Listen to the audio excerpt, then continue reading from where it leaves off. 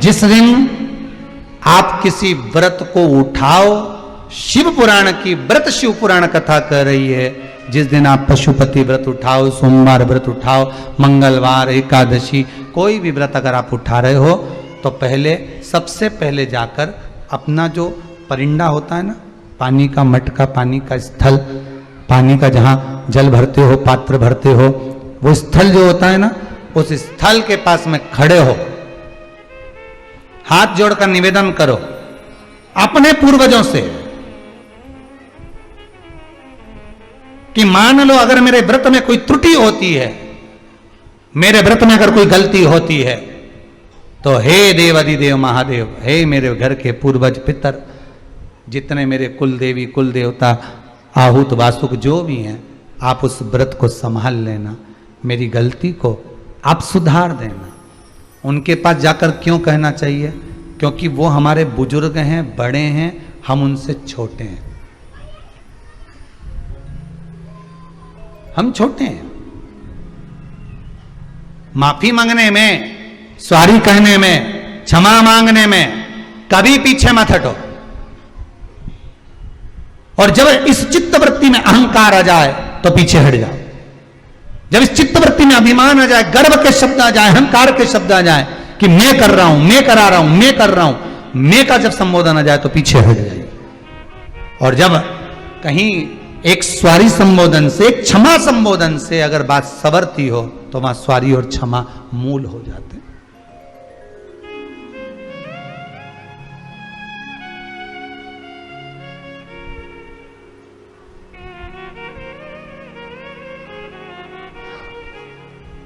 आज शिव पुराण की कथा कर रही है। तारकासुर ने जो नियम लिया उसके लिए देवता सारे हिल गए, शंकर भगवान को जगा दिया, जगाया, उनका तेज पुंज ले जाए सो गंगा जी को दिया। गंगा जी पुत्र उत्पन्न हुए षडानंद कार्तिकेय, जिनके 6 मुख थे, हुए 6 पुत्र ही थे, पर गंगा मैया के तेज बल से कार्तिकाओं ने उनको एक कर दिया था, इसलिए उनका नाम कार्तिकेय हो गया था, उनका नाम कार्तिकेय संबोधन हो गया था, नाम कार्तिकेय पड़ गया। तारकासुर का संहार करने के लिए जब कार्तिकेय गए तो माता जगतजननी जगदम्बा माता पार्वती ने एक संबोधन कार्तिकेय से कहा था कि इसकी चित्तवृत्ति में, इसके हृदय में भगवान शंकर बैठे हैं, संकल्प लिया है इसने पुत्र के हाथ मरने का। तो पूछा माता से, माता ये तारकासुर को क्या पड़ी थी कि इसने संकल्प भी लिया तो ऐसा लिया कि शंकर जी के पुत्र के द्वारा मरूं। तो पार्वती जी बोली तू समझता नहीं है कार्तिकेय, ये तारकासुर शिव का भक्त है, भले असुर है, भले राक्षस है, पर शंकर का भगत है ये, तो शिव का भगत है। तो माता कहती हैं जो जिससे स्नेह रखता है ना, जो जिससे प्रेम रखता है, उसको वो फिर कभी दुखी नहीं देखता।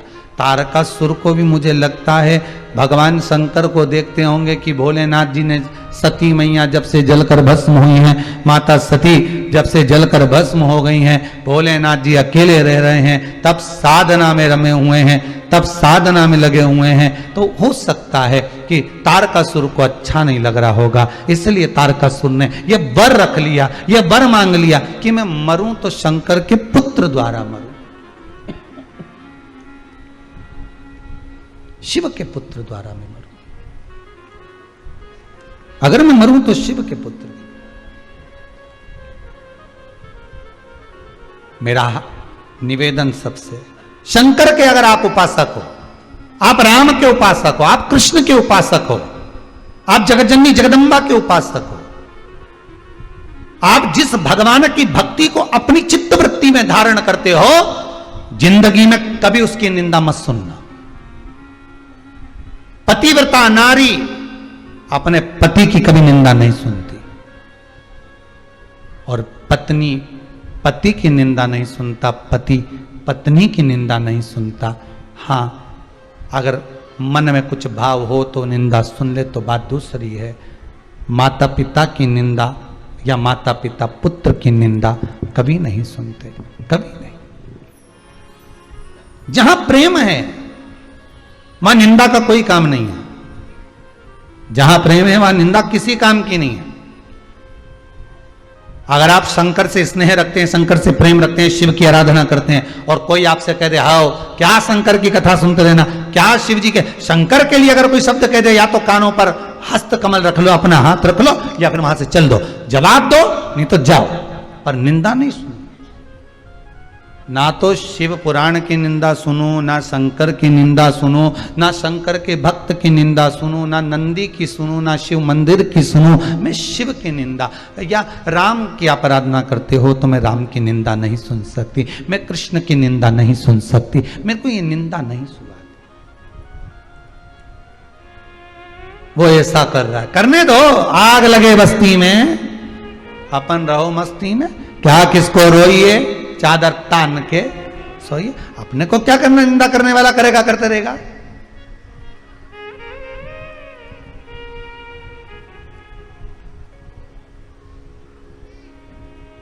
हो तारकासुर के हृदय में बाण नहीं लगना चाहिए, उसका व्रत था, उसका उपवास था, और व्रत भी लिया था तो कार्तिकेय द्वारा, शिव के पुत्र द्वारा मरो। माता आप चिंता मत करो, जब अगर उसने पिता को अपने हृदय में बिठा कर रखा है, तो कार्तिकेय जी ने जब युद्ध करा, युद्ध में जब बाणों को छोड़ा तो वो हृदय को नहीं लगा, तारकासुर के पूरे संपूर्ण शरीर को लगा, पर हृदय को नहीं लगने दिया, हृदय चित्त में वो बाण नहीं लगा, हृदय चित्त में वो बाण नहीं पहुंचा।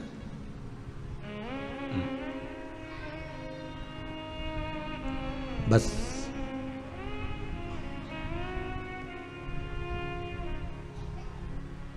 आप जो व्रत करें उस व्रत में पूर्णता तक रुकें। कब तक? पूर्णता तक। जल्दीबाजी में आप सोचें कि मेरे को व्रत का फल मिल जाए, थोड़ा सा व्रत का फल मुझे तुरंत प्राप्त हो जाए, नहीं, पूर्णता तक रुकें। जब पूर्णता तक रुकेंगे तब उसका फल अपने आप प्राप्त हो जाए, अपने आप। उस पूर्णता तक रुकना पड़ेगा हमको।